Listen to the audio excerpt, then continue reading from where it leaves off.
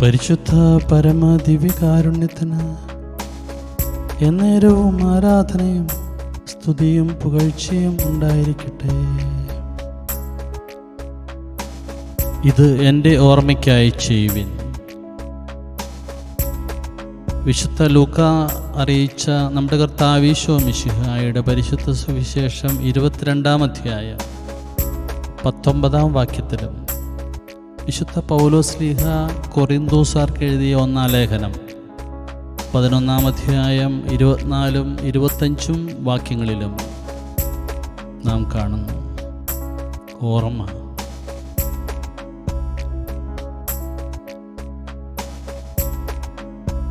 ഈശോയുടെ ഓർമ്മയ്ക്കായി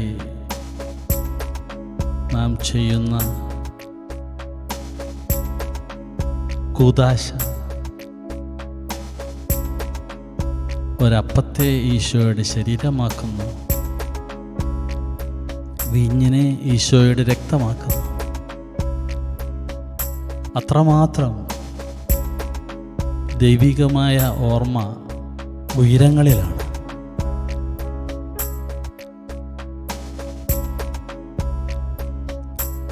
അച്ഛന് എന്തൊരു ഓർമ്മയാണ് എന്ന് പലരും അനുസ്മരിക്കുമ്പോൾ മറുപടിയായി ഈശോ പറയാറുണ്ട്, പ്രാർത്ഥനയിൽ ഓർക്കുന്നതെല്ലാം ദൈവത്തിലേക്ക് ഉയരുന്നതിനാൽ അത് ശാശ്വതമാകുന്നു. അതിനാൽ തന്നെ ആ ഓർമ്മ കൈകാര്യം ചെയ്യുന്ന പുരോഹിതൻ, വൈദികൻ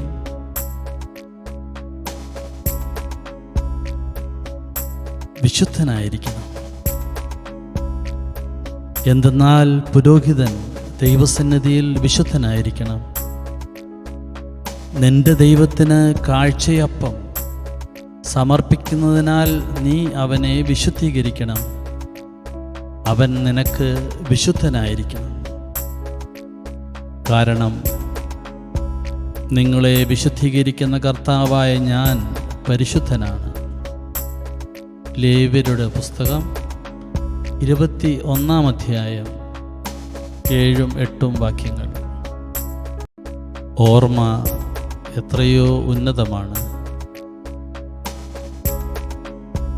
യേശുവിൻ്റെ ഓർമ്മ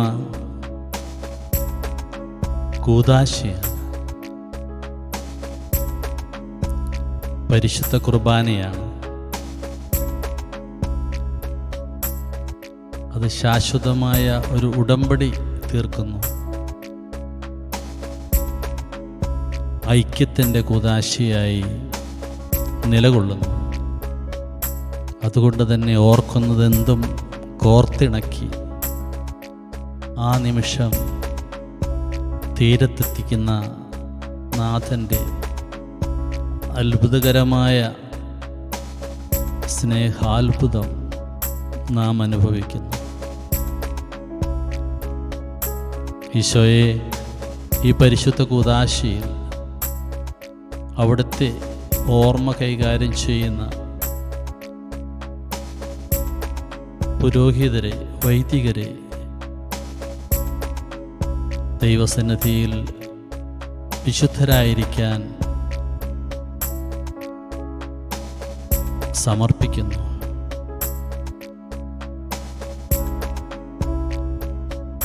അവർ ദൈവത്തിനും ദൈവജനത്തിനും വിശുദ്ധരായിരിക്കട്ടെ.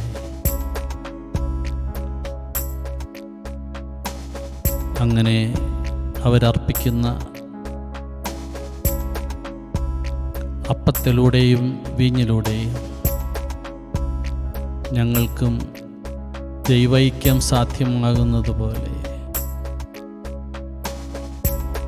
അവരും ദൈവത്തോട് ഐക്യപ്പെട്ട്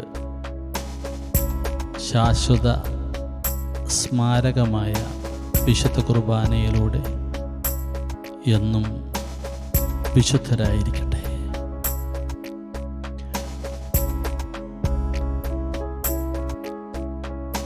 ഓർക്കുന്നതൊരോർമ്മയ്ക്കപ്പുറം ജീവിത തീരത്തണഞ്ഞുവല്ലോ. ഓർമ്മയിൽ വന്നത് വന്നണഞ്ഞു, ഐക്യത്തിൻ കൈകൾ കോർത്തു. ഈശോയെ, ഇന്ന് ഞാൻ ജപമാലയിൽ എൻ്റെ ഒരു സുഹൃത്തിൻ്റെ മകനെ ഓർത്തു. ആ നിമിഷം തന്നെ അദ്ദേഹം ഈ ആലയത്തിന് പുറത്തെത്തി എന്ന് ഞാൻ അറിയുന്നു. ജപമാലയിൽ ഞാൻ ഓർക്കുന്നതെല്ലാം അൾത്താരയിൽ അവിടുന്ന് കോർത്തെടുക്കുന്നു. ജപമാലയിൽ ഞാൻ ഓർത്തതല്ല അൾത്താരയിൽ നാഥൻ കോർത്തു. ഐക്യത്തിൻ കൂദാശയിൽ പ്രാർത്ഥനയിൽ നീ ദൈവത്തെ ഓർത്താൽ ജീവിതഗന്ധിയായി മാറും നിൻ ദൈവം. ഓർമ്മകൾ കോർത്തൊരു ജീവിതം എന്നും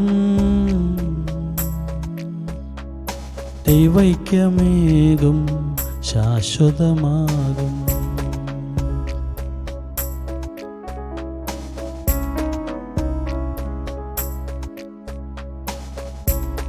ഈ പരിശുദ്ധ കൂദാശയുടെ ദിവ്യകാരുണ്യത്തിൻ്റെ ആശീർവാദം എന്നെയും നിങ്ങളെയും വിശുദ്ധരാക്കി തീർക്കട്ടെ. നമ്മുടെ കർത്താവ് ഈശോ മിശിഹായുടെ കൃപയും പിതാവായ ദൈവത്തിൻ്റെ സ്നേഹവും പരിശുദ്ധാത്മാവിൻ്റെ സഹവാസവും കുർബാനയുടെ അമ്മയും ആദ്യ സക്രാരിയുമായ പരിശുദ്ധ കന്യാമറിയത്തിൻ്റെ വിമല ഹൃദയം വഴി നിങ്ങളിൽ വസിക്കട്ടെ, ഇപ്പോഴും എപ്പോഴും എന്നേക്കും. ആമേൻ. പരിശുദ്ധ പരമദിവ്യകാരുണ്യത്തിന് എന്നേരവും ആരാധനയും സ്തുതിയും പുകഴ്ചയും ഉണ്ടായിരിക്കട്ടെ. പരിശുദ്ധ പരമദിവ്യകാരുണ്യത്തിന് എന്നേരവും ആരാധനയും സ്തുതിയും പുകഴ്ചയും ഉണ്ടായിരിക്കട്ടെ. പരിശുദ്ധ പരമദിവ്യകാരുണ്യത്തിന് എന്നേരവും ആരാധനയും സ്തുതിയും പുകഴ്ചയും ഉണ്ടായിരിക്കട്ടെ.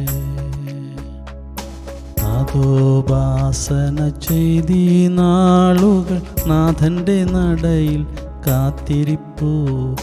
നാഥനോടൊത്ത് ഉപവസിച്ചാൽ നാവുകൾ നാഥൻ്റെ നാദമാകും. ഈശോയെ, കോടാനുകോടി നന്ദി.